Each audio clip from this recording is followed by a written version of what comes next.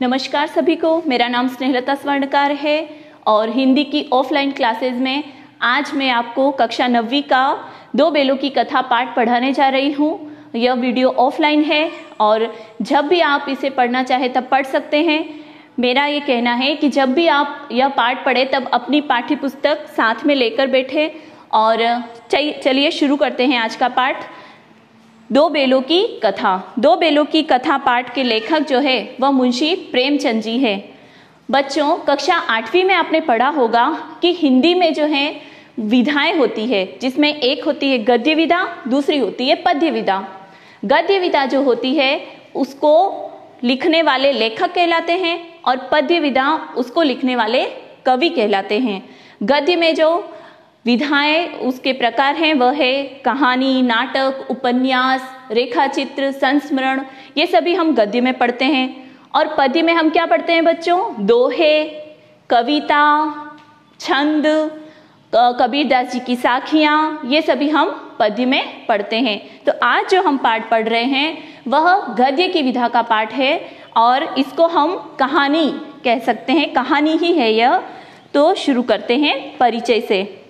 दो बेलों की कथा के माध्यम से प्रेमचंद जी ने कृषक समाज, कृषक यानी किसान, कृषक समाज और पशुओं के भावात्मक संबंध का वर्णन किया है। बच्चों, आप गांव आपने देखा होगा, वहाँ पर पशुओं का पालन किया जाता है। शहरों में भी जैसे कुत्ते बिल्लियों को हम पालते हैं तो हम उनसे भावनात्मक रूप से जुड़ जाते हैं। तो उसी भावना को इस कहानी में इन्होंने प्रकट किया है। इस कहानी में उन्होंने यह भी बताया है कि स्वतंत्रता सहज में नहीं मिलती, उसके लिए बार बार संघर्ष करना पड़ता है। यह कहानी जब मुंशी प्रेमचंद ने लिखी थी तब हमारे देश में स्वतंत्रता नहीं थी, तब हमारा देश अंग्रेजों का गुलाम था, हम परतंत्र थे। और उसी परतंत्रता को ध्यान में रखकर एक स्वाधीनता की भावना, एक जोत जलाने के लिए भी यह कहानी प्रेमचंद जी ने लिखी है, ऐसा हम कह सकते हैं। इस प्रकार परोक्ष रूप से यह कहानी आज़ादी के आंदोलन की भावना से जुड़ी है। इसके साथ ही इस कहानी में प्रेमचंद ने पंचतंत्र और हितोपदेश की कथा परंपरा का उपयोग और विकास भी किया है। कहानी शुरुआत करते हैं। जानवरों में गधा सबसे ज्यादा बुद्धिहीन समझा जाता है। जब हम किसी आदमी को परले दर्जे का बेवकूफ कहना चाहते हैं तो उसे हम गधा कह देते हैं। यह तो आप सभी को पता ही है कि जब भी हमें कोई गलती करता है या कोई ढीला सा नजर आता है तो हम उसको बोलते हैं ये तो गधा है ना। इसलिए क्योंकि गधा सचमुच बेवकूफ है या उससे सीधेपन, उसकी निरापद सहिष्णुता ने उसे यह पदवी दे दी है। यानी कोई जरूरत से ज्यादा सीधा है तो उसको भी हम मूर्ख कहते हैं और मूर्ख को गधा कह देते हैं। इसका निश्चय नहीं किया जा सकता। गाय सींग मारती है, ब्याई हुई गाय तो अनायासी सिंहनी का रूप धारण कर लेती है ना। जब आपने देखा होगा गाय का एक छोटा सा बच्चा होता है उसके पास में, तब आप उसके पास नहीं जा सकते, आप उसके पास जैसे ही जाएंगे वो आपके मारने को दौड़ेगी। कुत्ता भी बहुत गरीब जानवर है, लेकिन कभी कभी उसे भी क्रोध आ ही जाता है, किंतु गधे को कभी क्रोध करते नहीं सुना और न ही देखा है। जितना चाहो गरीब को मारो, चाहे जैसी खराब सड़ी हुई घास सामने डाल दो, उसके चेहरे पर कभी असंतोष की छाया भी दिखाई नहीं देगी। वैशाख में चाहे एक आध बार कुलेल कर लेता हो, पर हमने तो उसे कभी खुश होते हुए नहीं देखा। उसके चेहरे पर एक विषाद यानी दुख स्थायी रूप से छाया रहता है। सुख, दुख, हानि, लाभ किसी भी दशा में उसे बदलते नहीं देखा। ऋषि मुनियों के जितने गुण हैं वे सभी उसमें पराकाष्ठा पर पहुंच गए हैं। ऋषियों को हम सर्वश्रेष्ठ मानते हैं ना, तो यहाँ पर प्रेमचंद जी ने क्या कहा है कि गधे में भी उसी प्रकार के गुण हैं, पर आदमी उसे बेवकूफ कहता है। अब आप समझ ही गए होंगे कि आदमी सीधे लोगों को भी बेवकूफ कह देता है। शायद यही कारण है कि वो गधे को भी बेवकूफ कहता है। सद्गुणों का इतना अनादर कभी नहीं देखा, कहीं नहीं देखा। कदाचित सीधापन संसार के लिए उपयुक्त नहीं है। देखिए ना, भारतवासियों की अफ्रीका में क्या दुर्दशा हो रही है। मैंने कहा ना बच्चों, ये पाठ उस समय का है जब अंग्रेजों का भारत पे राज था। तब कहते हैं कि अफ्रीका में भारतीयों के साथ बहुत बुरा व्यवहार हो रहा था, क्योंकि उनको अमेरिका में घुसने नहीं दिया जाता, काला रंग है यह कहकर उनको बाहर निकाल दिया जाता था। बेचारे शराब नहीं पीते, 4 पैसे कुछ समय के लिए बचा कर रखते हैं ना, भारतीयों की आदत होती है बचत करने की। जी तोड़कर काम करते हैं, किसी से लड़ाई झगड़ा नहीं करते, 4 बातें सुनकर गम खा जाते हैं, फिर भी बदनाम हैं। कहा जाता है वे जीवन के आदर्श को नीचा करते हैं। अगर वे भी ईंट का जवाब पत्थर से देना सीख जाते तो शायद सभ्य कहलाने लगते। जापान की मिसाल सामने है। एक ही विजय ने उसे संसार की सभ्य जातियों में गण्य बना दिया। कहने का मतलब यह है कि जापान में जब विद्रोह हुआ तो जापानियों ने एक बार में अपनी आज़ादी पा ली थी। लेकिन गधे का एक छोटा भाई और भी है जो उससे कम ही गधा है, और वह है बैल। कौन है? बैल।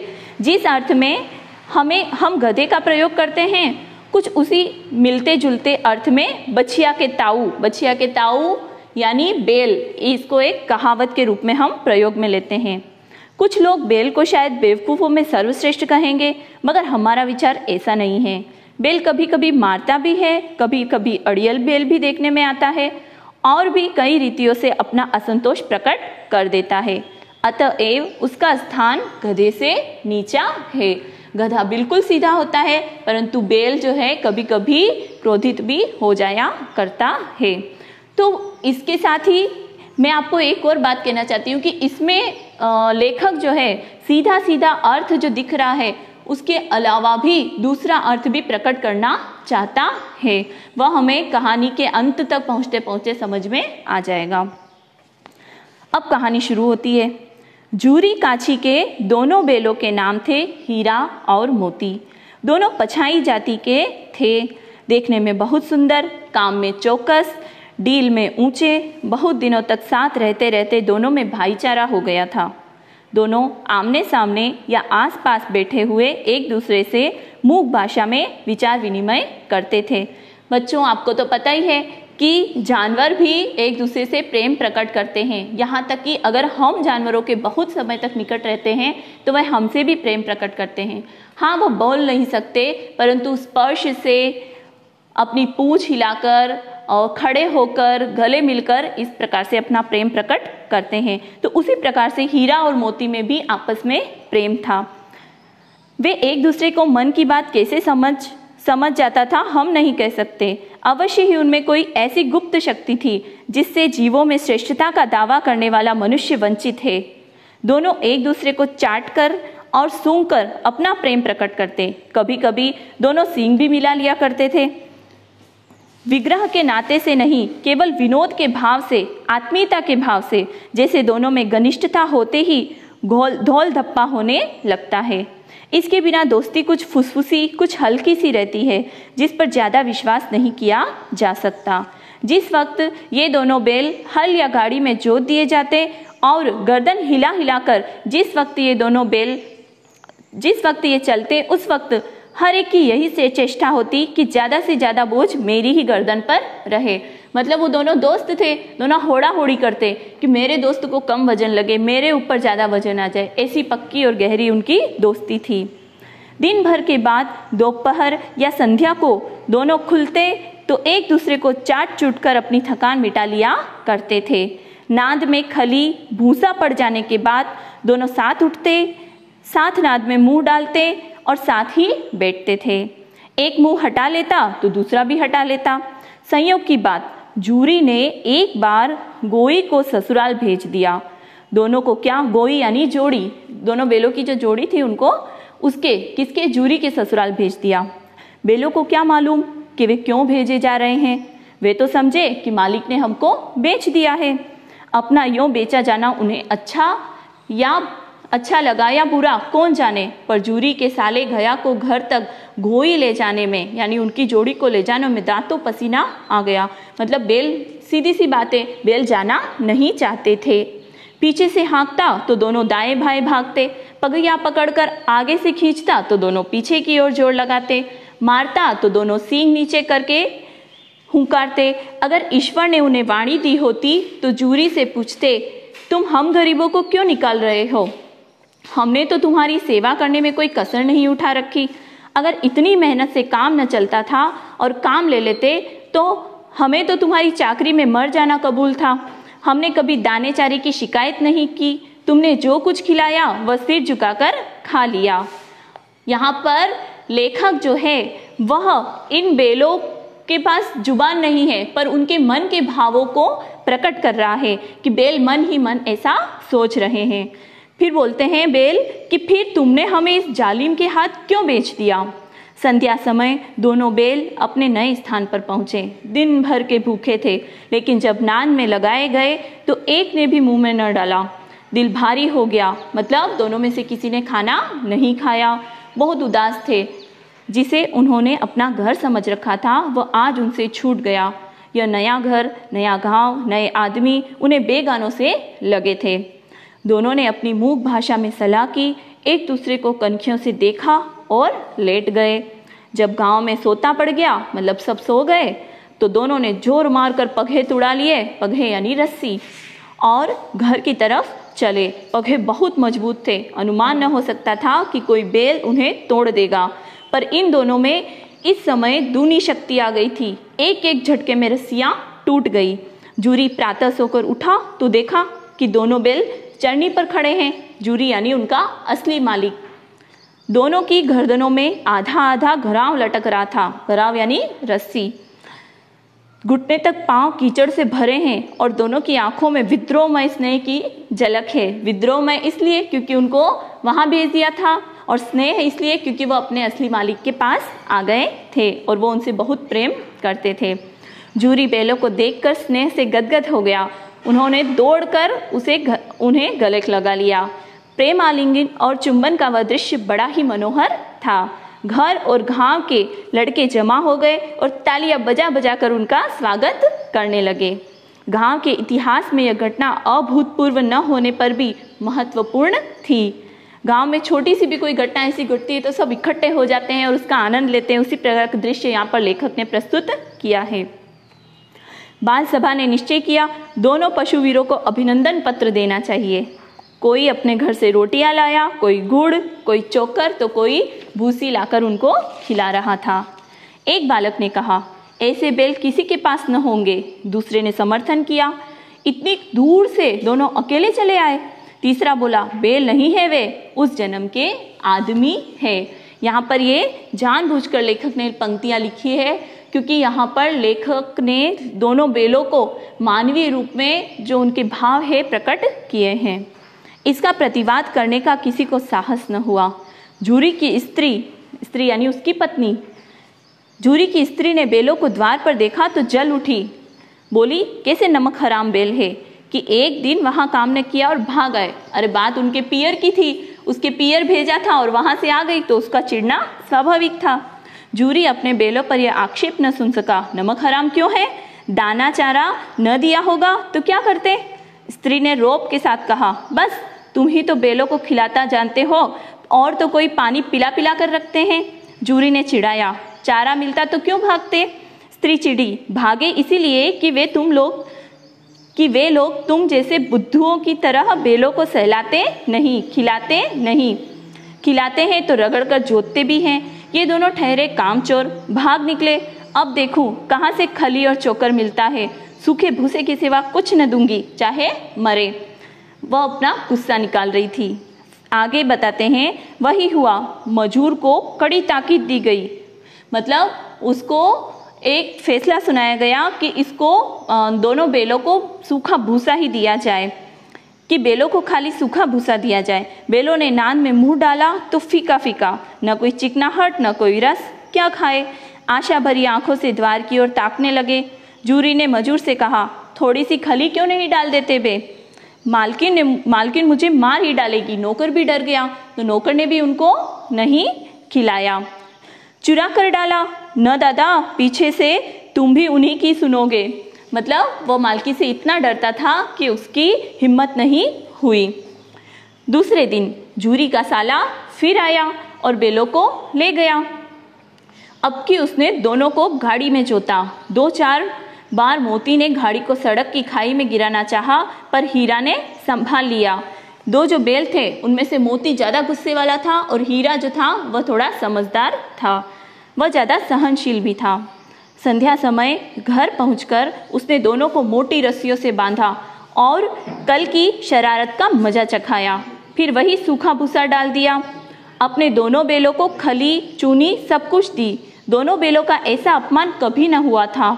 जूरी उन्हें फूल की छड़ी से भी न छूता था। उनका मालिक उनको बहुत प्रेम से रखता था।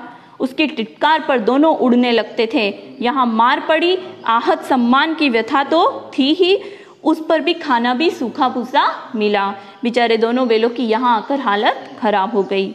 नांद की तरफ आंखें तक न उठाई, मतलब दोनों ने अपना अपमान समझकर उस खाने को छुआ नहीं।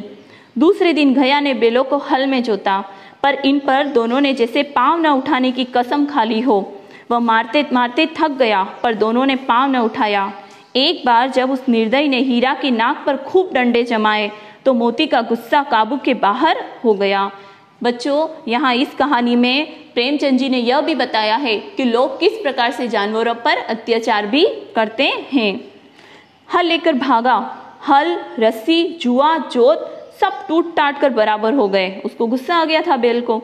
गले में बड़ी बड़ी रस्सियां न होती तो दोनों में पकड़ाई में न आते। हीरा ने मूक भाषा में कहा, भागना व्यर्थ है। मोती ने उत्तर दिया, तुम्हारी तो इसमें जान ही ले ली थी। अब की बड़ी मार पड़ी, क्योंकि बेचारों को बहुत मारा उसने। पढ़ने दो, बेल का जन्म लिया है तो मार से कहाँ तक बचेंगे। उन्होंने अपना भाग्य स्वीकार भी किया। गया दो आदमियों के साथ दौड़ा आ रहा है।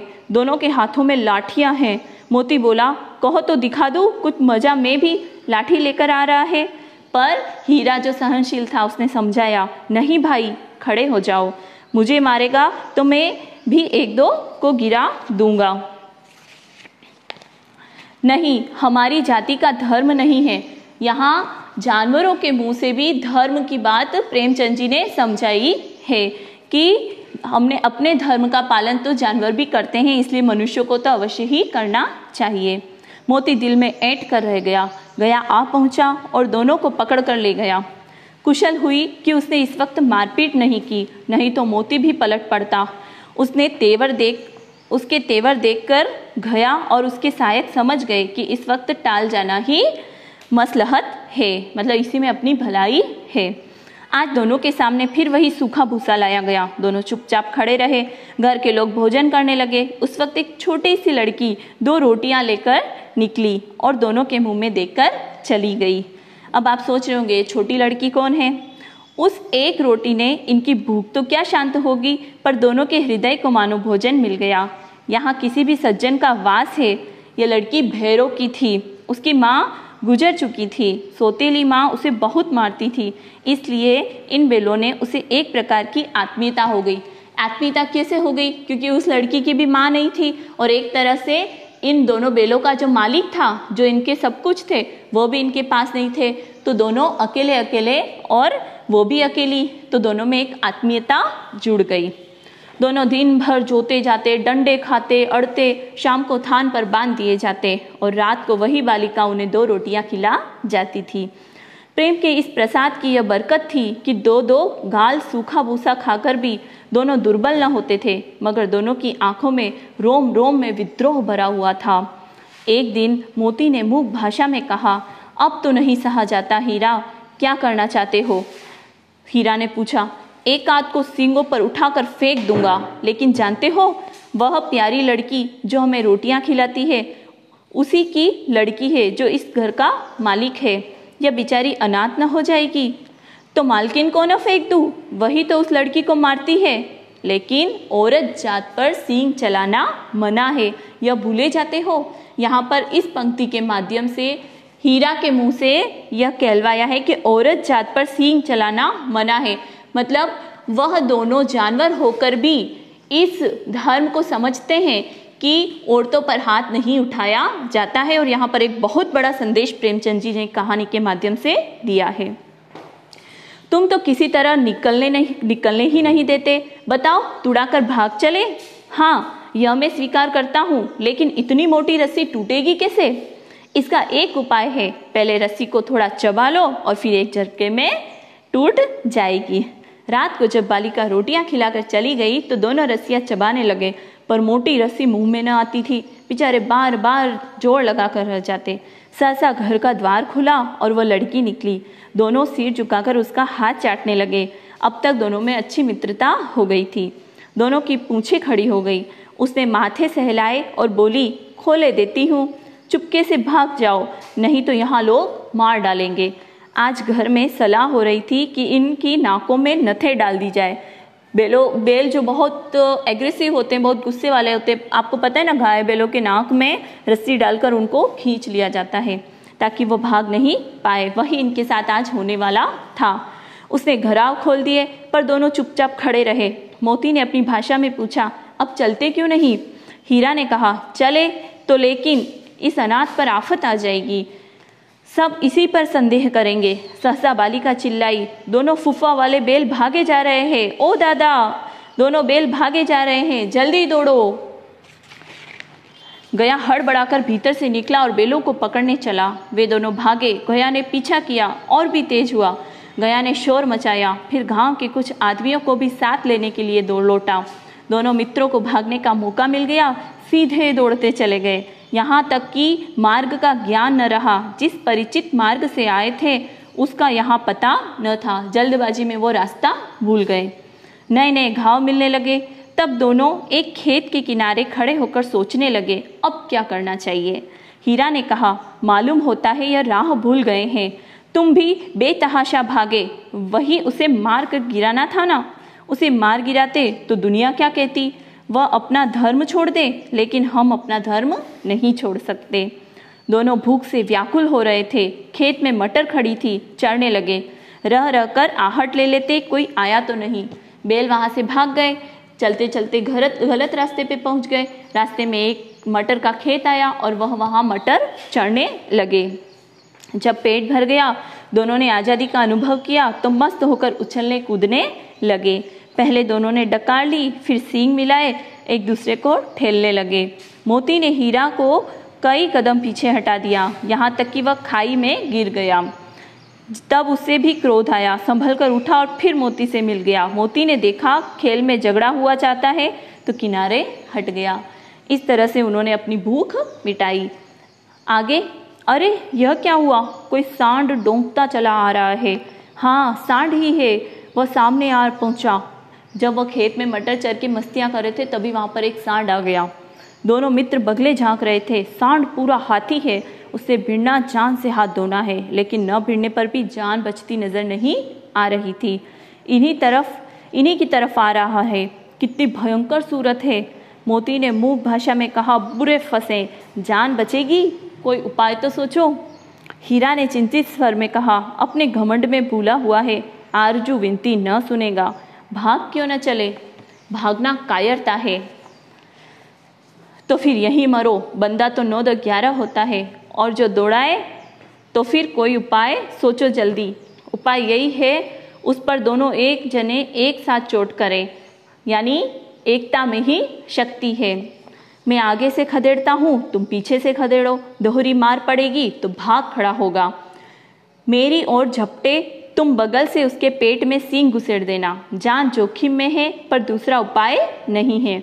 दोनों मित्र जान हथेलियों पर लेकर लपके। सांड को भी संगठित शत्रुओं से लड़ने का तजुर्बा न था। वह तो एक शत्रु से मल्ल युद्ध करने का आदी था। जो ही हीरा पर झपटा, मोती ने पीछे से दौड़ाया।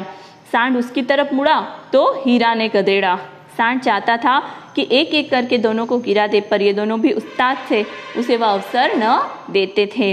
एक बार सांड झल्लाकर हीरा का अंत कर देने के लिए चला कि वह मोती ने बगल से आकर पेट में सींग भोंक दिया।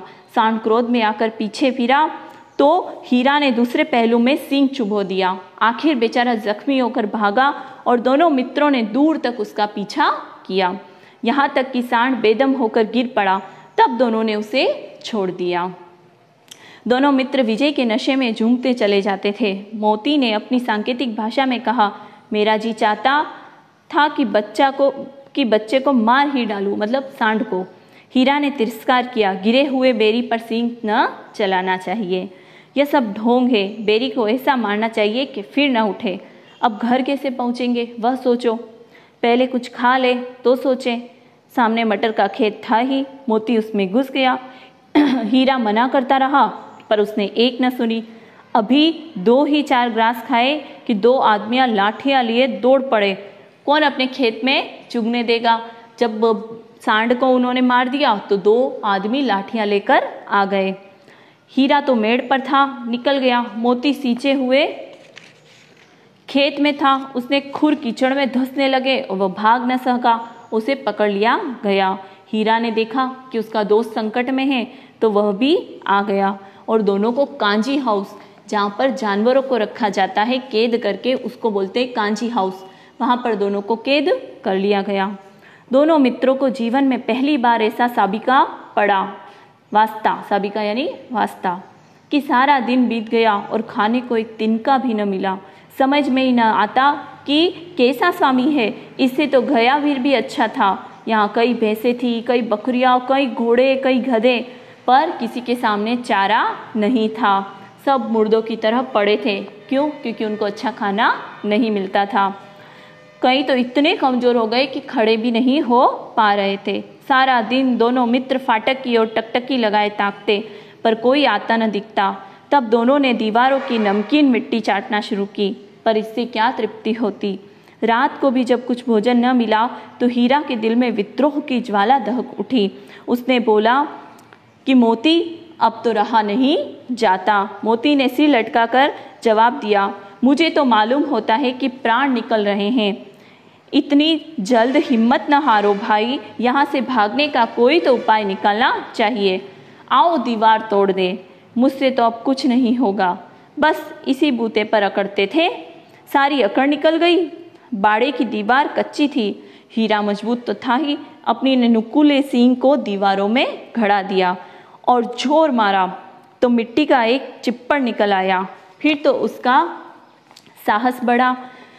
इसे दौड़ दौड़ कर दीवार पर चोटें की और हर चोट में थोड़ी थोड़ी मिट्टी गिराने लगा। उसी समय कांजी हाउस का चौकीदार लालटेन लेकर जानवरों की हाजिरी लेने निकला। हीरा का उजड़पन देखकर उसने उसे कई डंडे मारे और मोटी सी रस्सी से बांध दिया। मोती पड़े पड़े कहने लगा, आखिर मार खाई, क्या मिला? अपने बूते भर जोर तो मार दिया, ऐसा जोर मारना किस काम का? और बंधन में पड़ गए। पहले तो मोटी रस्सी नहीं थी, अब मोटी रस्सी गले में आ गई। जान से हाथ जोर तो मारता ही जाऊंगा, चाहे कितने ही बंधन पड़ते जाए। यह पंक्तियाँ इस ओर संकेत करती है कि यदि किसी के मन में आज़ादी को पाने की चाह है तो कितने ही कष्ट आए वह हिम्मत नहीं हारता है। जान से हाथ धोना पड़ेगा, कुछ परवाह नहीं, यूं भी तो मरना ही है। सोचो, दीवार खुद जाती तो कितनी जानें बच जाती। मतलब अगर मैंने जो कोशिश करी उसमें सफलता मिलती तो आज कितने ही जानवर यहाँ से बचकर निकल जाते। इतने भाई यहाँ बंद है, किसी की देह में जान नहीं है। 2-4 दिन और यही हाल रहा तो सब मर जाएंगे। हाँ, यह बात तो है। अच्छा तो ला, फिर मैं भी जोर लगाता हूँ। मोती ने भी दीवार में उस तरह सींग मारना शुरू किया। थोड़ी सी मिट्टी गिरी और फिर हिम्मत बढ़ी। फिर तो वह दीवार में सींग लगा लगा कर जोर करने लगे, मानो किसी प्रतिद्वंदी से लड़ रहे हो। आखिर में कोई 2 घंटे की जोर आजमाई के बाद दीवार ऊपर से लगभग 1 हाथ गिर गई। उससे दूनी शक्ति से दूसरा धक्का मारा तो आधी दीवार गिर पड़ी। दीवार का गिरना था कि अधमरे से पड़े हुए जानवर भी चेत उठे। तीनों घोड़ियां सरपट भाग निकली, फिर बकरियां निकली, इसके बाद भैंसें भी खिसक गई, पर गधे अभी तक ज्यों के त्यों खड़े थे। हीरा ने पूछा, तुम क्यों नहीं भाग जाते? एक गधे ने कहा, जो कहीं फिर पकड़ लिए जाएं तो क्या हरज है, अभी तो भागने का अवसर है। हमें तो डर लगता है, हम यहीं पड़े रहेंगे। यहाँ पर एक तरह से लेखक ने कमजोर और बुज़दिल आदमियों को दिखाया है गधों के माध्यम से। आधी रात से ऊपर जा चुकी थी। दोनों गधे अभी तक खड़े सोच रहे थे, भागे या न भागे। मोती अपने मित्र की रस्सी तोड़ने में लगा हुआ था। जब वह हार गया तो हीरा ने कहा, तुम जाओ, मुझे यहीं पड़ा रहने दो, शायद यही भेंट हो जाए, मतलब शायद कभी यहाँ मिले हम। मोती ने आंखों में आंसू लाकर कहा, तुम मुझे इतना स्वार्थी समझते हो हीरा?